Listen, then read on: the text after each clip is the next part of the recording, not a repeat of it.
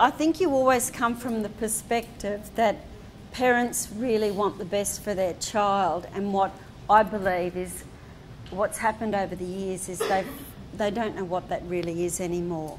And so one of the guys in Australia, one of our doctors, would say there's been an unfortunate rise in crap parenting or permissive parenting. Let them get away with anything. Why? One, it's sometimes, particularly if these parents are working 2 jobs, as this lady said yesterday, they're tired and don't want to have the argument. But 2, they don't know what a standard bedtime is for these sorts of people. And so if you come from the perspective, look, you and I can really make a difference to your child's achievement, but we've got to work together on this. If you'd like some information on that, now what I do in other schools, I actually train parents to train parents. So I would run sessions on the 6 articles, the 6 strategies, and teach them the basis of it, and then they can have various roles. But you know, when you meet someone in the car park or wherever, and instead of gossiping, you actually say that, oh, do you know there's a book in the library that's on parenting or the sorts of things you've got a frustration with at the moment? So you're training key people within your class to actually do that without you having to take that role. Yeah, I think it's hard to do that in a sensitive and delicate way. Like, do you give it to all, or? I think that's a structure you've got to take on as a school. It's a cultural change that's really going to need to happen. What I was really, really enthused with was the lady yesterday at the Cultural Centre who was in her 20s, not married and finishing her degree. Her aspirations were very high in terms of how she would... So there's a new generation coming through, but I think it's that starting to build that language. If you and I can work together, you can really make an achievement. And from what I've been told from research, this is how you do it. And set bedtimes and decent amounts of sleep and all of those sorts of things. Now that can come from Jake, that can come from the head of the primary department or the kinder department. Some schools have started very young and started with their parents there with the 6 strategies, so that by the time you flow through to secondary, you've got that whole... You've got parents supporting parents, but you've got this idea that if I do those 6 things and I work with the teacher in what they're doing in the school, we can really make a difference in terms of achievement. Can I add something? I'm keeping my hope. I think you've got to go with the key people, like start small, those who are on... You build around you the group that are and will, and start to build the message. So you start with those... You know, in every class, usually there's a group of parents you know who are on your side, who are keen with the kids. You know you can depend on them. That's where I would start. And you build your little band, and they build the message further out to those people like that. Now, some people you'll never change. That's ingrained all the way through. But we're starting with a new message right from scratch that these 6 things actually make a difference. So that's going to take some time. But yeah, you may never get that one. Yeah, but it's just gradually building on it. Yeah. What we did with that issue, what we did was when we put the reports out, I don't know how often you do reports, but we did them at the end of each term, so it's 4 times. And we have a little note down the bottom of how many days they've been away, and then underneath we put how many hours of teaching there is. See, we have how many days, and we don't know how many hours, and then we tried to pick up when things were like that, when we had a long way, and we try and have those days as special days. So you pick something like, we might do X at lunchtime on Thursday when kids were away, or Monday, and then you start to, the students start to say, actually I want to go, so I don't want to miss that. That takes time, but you start putting some data, and the same with things that they're missing, or you might say they missed 5 maths lessons. It's something think might be important, or you know, just you've got to try and find something that catches their attention. And the same with when you've got issues in the classroom, like students tired, or then if you make some observations and you get your peers to make observations of the same student, you just present that data like in a conversation with parents. Because so actually in 7 out of 10 lessons this week, that student's been had their head on the desk, you know, or and it's sort of like, oh, okay. So you just start to use the data to make you think about what's happening. So I think that's again what we're doing, using data to show about performance.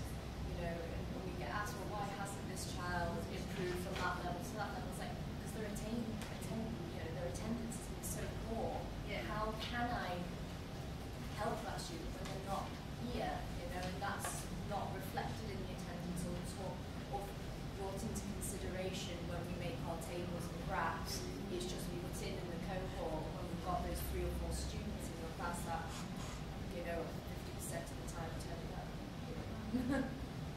Yes? Sorry.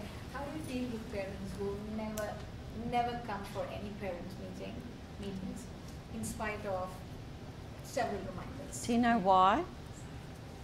How do you deal with these? Well, parents? one of the things is we make assumptions straight away that they're not interested or they don't care or they don't.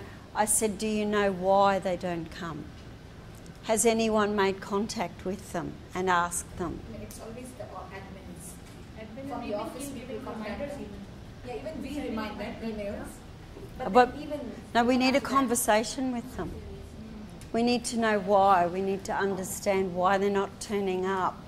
And just remember, learning, just if you're not in the school, doesn't mean you're not concerned about your child. The best parental engagement is not in the school. It's in the home and it's in what you teach in the home.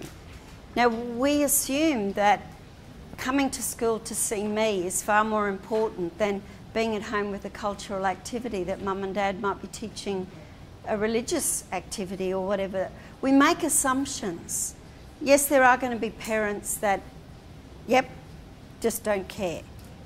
But it's finding out why. It's not keep sending the reminders. It's trying another way to make contact and to build that relationship. Just don't assume straight away.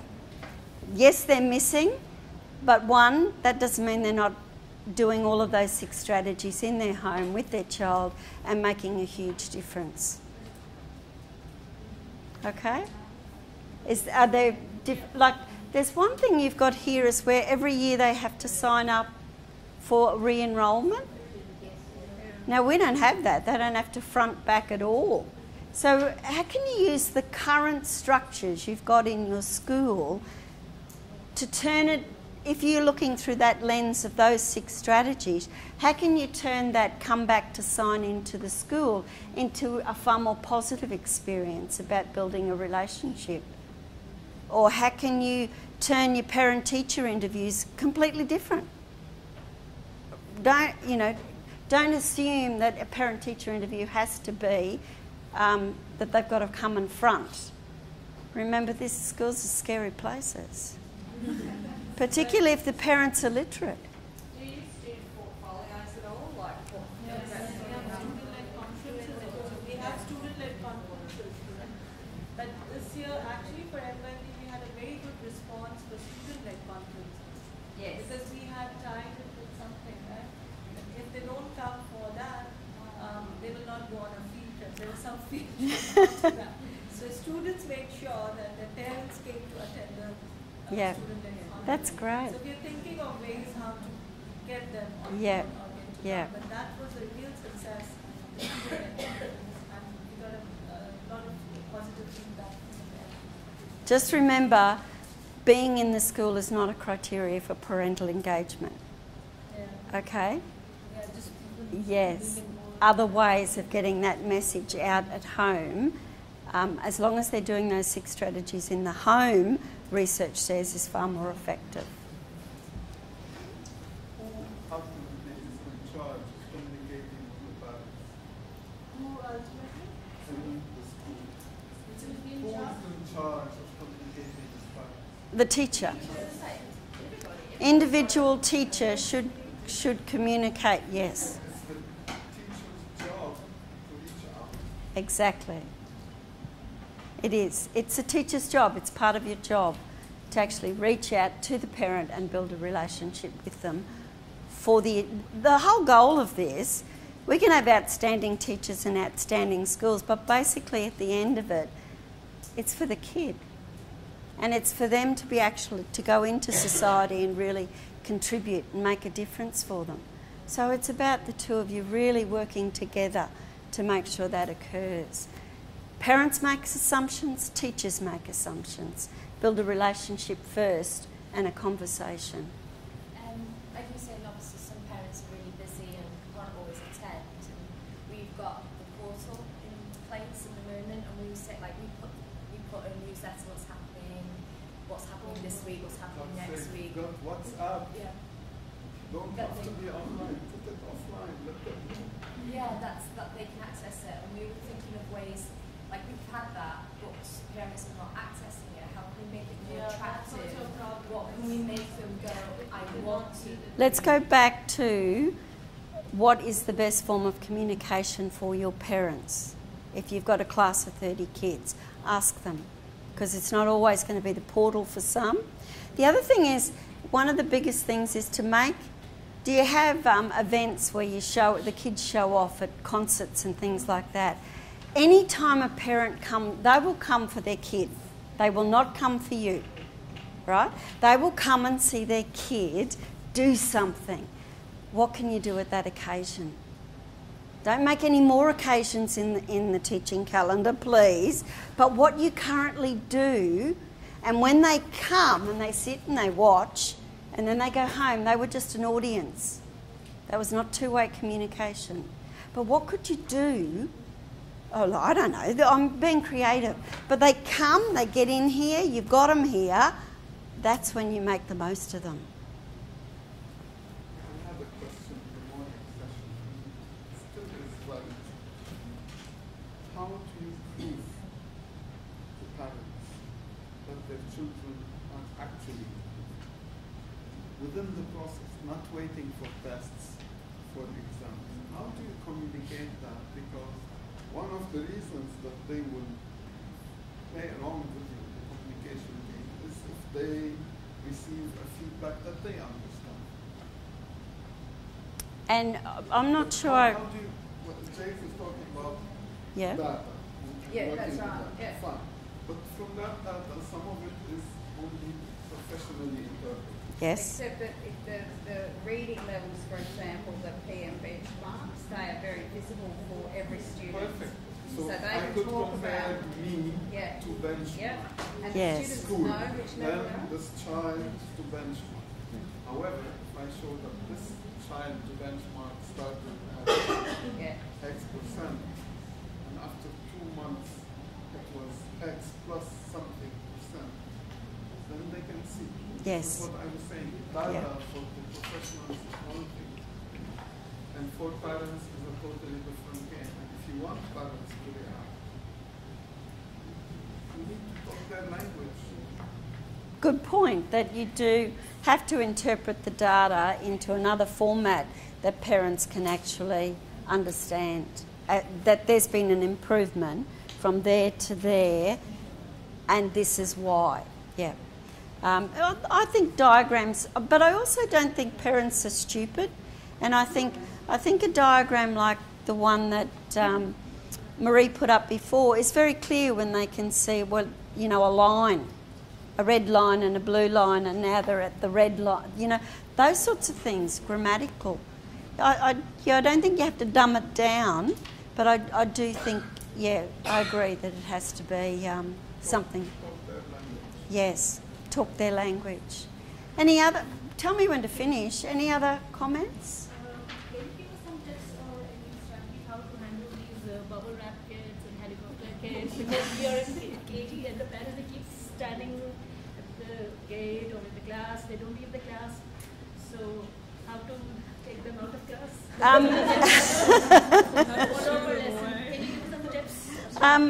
In the articles that I write, I talk about what damage you're actually doing by bubble wrapping your child, because our whole goal is that not only will our children grow into autonomous learners, they'll also grow into autonomous adults.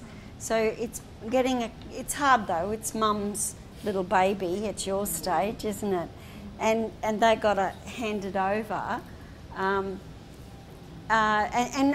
I got this impression from the Emirati lady yesterday that she was in her 20s, but her youngest brother, because they have such large families, was just in grade 5, and mum still walked into the classroom. And when that was taken away from her, there was a great sense of separation anxiety for her. So yeah, it's difficult, but it's more about explaining to them that by making them don't do anything for them that they can't do themselves. By doing that to them, you're not helping him achieve and get on in terms of being his own person or whatever. It's just gently giving that message, that for the benefit of the child, it's best that they do it themselves. We really encourage that. It's the messages you put out in those conversations, or just have a chat to mum. Yeah. I think children get mixed messages from it, because I have a friend who, her son is 5 years old, and in the house he will not feed himself, because she will say, he can't feed himself, so I feed. But I've been out to a restaurant with her, and then she will say to him, I'm not feeding you now, you feed yourself. And he doesn't ask her once to help her, because he does it himself. So it's like it's her that's saying, I want to feed him, but she puts it across as it's, you know, he needs me to. He can't do it. But he's quite capable, and she's seen that he's capable of Yes. it. So I think that's one of our, with our parents, they don't want to see the children grow up, being independent. And don't we all? Yeah. We don't want them to go. But we've got to realise that if we don't, we're actually doing him a disservice. Yeah.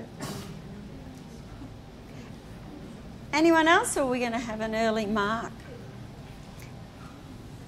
I was going to do a Hattie thing on... Hattie has 10 strategies to go from surface learning down to a really deep learning. And at each stage, there are certain strategies that are the best. And what I teach parents is the fact that when you're doing your homework, whatever's been sent home, it's not your job to make sure it's correct or that it gets done. But you say to them, you've got a toolbox. What sort of learning are you up to? What's your learning intention? Is it surface and you just want to practice something? Then these are the sorts of strategies you need to pull out of your toolbox. They're the conversations parents are having. I'm teaching parents to actually have with their kids instead of ripping their hair out together on the assignment. It's about that building that autonomy, that they have to solve this problem, and the more you let them solve the problem, the more you get them to force that, oh my God, my head's hurting, because you've gone from surface learning to deep learning, the better they are, the better off they are. So giving parents the same sort of toolbox that you're teaching the kids in the classroom, so that when they get home, they ask the same questions and they know what those tools are. And then I was going to go on and just do just to finish off, I suppose, a solo taxonomy with you to take yourselves. Have you done solo taxonomies before? Oh.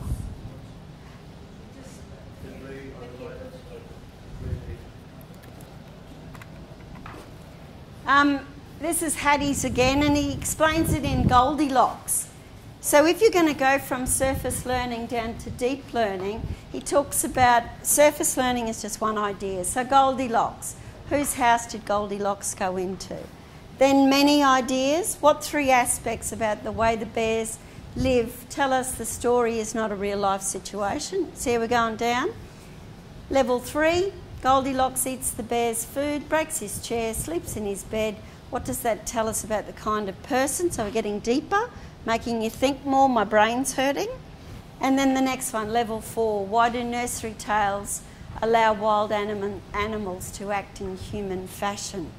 So this is his way of actually doing a solo taxonomy and taking you from surface learning to deep learning. So I was just going to make you do one on the 6 strategies.